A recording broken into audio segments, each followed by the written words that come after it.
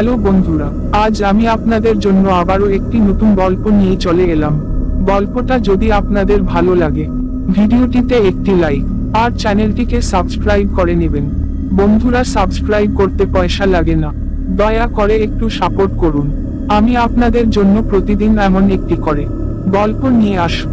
আর হ্যাঁ বন্ধুরা, গল্পটা শেষ পর্যন্ত শোনার অনুরোধ রইল।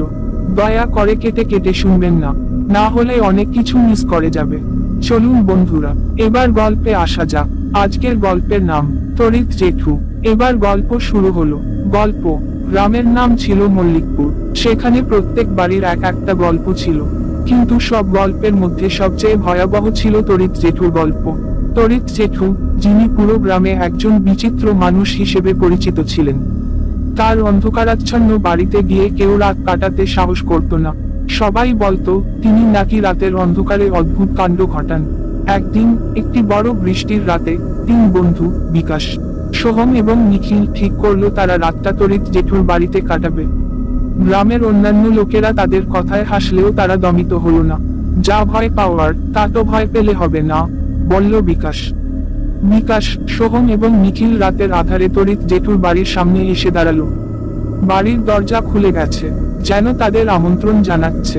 তারা ভিতরে প্রবেশ করলো। অন্ধকারের মধ্যে চারপাশে মিষ্টি গন্ধের ধোঁয়া এবং একটি গাঢ় শীতল বাতাস তাদের তাড়া করলো। কি অদ্ভুত গন্ধ, সোহম বলল। তারা ঘরের ভিতরে আরো গভীরে প্রবেশ করলো।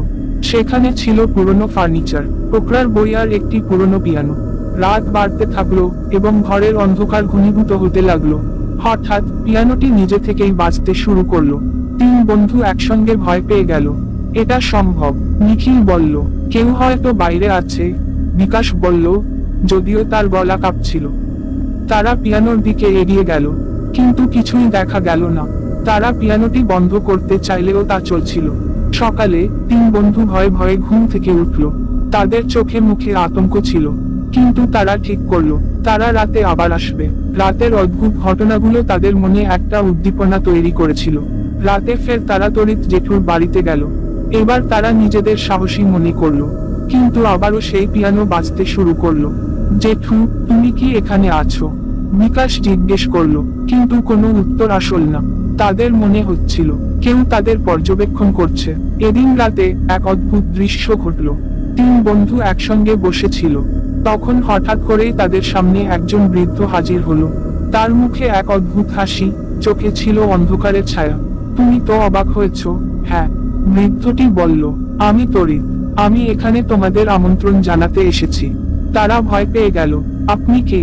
আপনি আমাদের কি চান? সোহম জিজ্ঞেস করলো। আমি আপনাদের গল্প শোনাতে এসেছি, বৃদ্ধটি বলল। বৃদ্ধ বলল, এখানে এক সময় আমি একজন শিল্পী ছিলাম। আমি শিল্পের জন্য জীবন দিয়েছি, কিন্তু একদিন আমি অন্ধকারের দিকে চলে গেলাম এবং সেই অন্ধকার আমাকে গিলে ফেলল। তিনি বললেন, এখন আমি এখানে আটকা পড়েছি। তোমাদের মধ্যে কেউ যদি সাহস করে, তবে আমাকে মুক্তি দিতে পারে। বিকাশ, সোহম এবং নিখিল একসাথে সিদ্ধান্ত নিল তারা বৃদ্ধকে মুক্তি দিতে হবে। তারা একটি পুরনো বই খুঁজে পেল, যেখানে লেখা ছিল শিল্পীর মুক্তির জন্য তিনটি শর্ত পূরণ করতে হবে। তাদের সেই শর্তগুলো ছিল, প্রথমত সাহস, দ্বিতীয়ত সত্য এবং তৃতীয়ত প্রেরণা। তারা প্রথম শর্তের জন্য তাদের সাহস পরীক্ষা করতে লাগলো। এক রাতে তারা পুনরায় তড়িৎ জেঠুর বাড়িতে গেল। তারা অন্ধকারে প্রবেশ করে একা একা ঘুরে বেড়াল, কিন্তু হঠাৎ করেই তারা শুনতে পেল অদ্ভুত আওয়াজ। তারা প্রথমে ভয় পেলেও পরে সাহস করে সেই আওয়াজের দিকে এগিয়ে গেল। দ্বিতীয় শর্ত ছিল সত্য। তারা বৃদ্ধের অতীত জানতে চাইল। তড়িৎ জেঠুর গল্প শুনে তাদের মনে হলো শিল্পী হিসেবে তার হতাশা, ব্যর্থতা এবং ভয়ের গল্পই তাকে এই অবস্থায় ফেলে রেখেছে। তারা তার সত্যকে গ্রহণ করতে শিখল। তৃতীয় শর্ত ছিল প্রেরণা। তারা বুঝতে পারল তড়িৎ জেঠুর মধ্যে এখনো শিল্পের প্রাণ আছে। তারা তার জন্য একটি নতুন শিল্প সৃষ্টি করতে লাগলো, যা তার মুক্তির পথ তৈরি করতে পারে। অবশেষে এক রাতে তারা সমস্ত শর্ত পূরণ করে একটি প্রদর্শনী শুরু করলো। তড়িৎ জেঠু তাদের সৃষ্টি দেখে হাসলেন এবং বললেন, এটাই আমার মুক্তি। তড়িৎ জেঠু ধীরে ধীরে অন্ধকার থেকে বেরিয়ে এলেন। তিনি এখন একটি নতুন আকারে জীবিত, অন্ধকারের মধ্যে আলোর প্রতীক। গ্রামে ফিরে আসার পর তিন বন্ধু অনুভব করলো তারা শুধু একটি গল্প নয়, একটি নতুন জীবন দিয়েছে। তাদের সাহস, সত্য এবং প্রেরণা একত্রিত হয়ে তৈরি করেছে একটি নতুন ইতিহাস। মল্লিকপুরের মানুষের কাছে তড়িৎ জেঠুর গল্প এখন আর ভয়ের নয়, বরং আলো আর আশা। এভাবে তড়িৎ জেঠুর গল্প একটি অভিজ্ঞতা হয়ে উঠল, যা মল্লিকপুরের মানুষের মনে দাগ কেটেছে। গল্প শেষ। বন্ধুরা, গল্পটা আপনাদের কেমন লাগলো কমেন্টে লিখে পাঠান।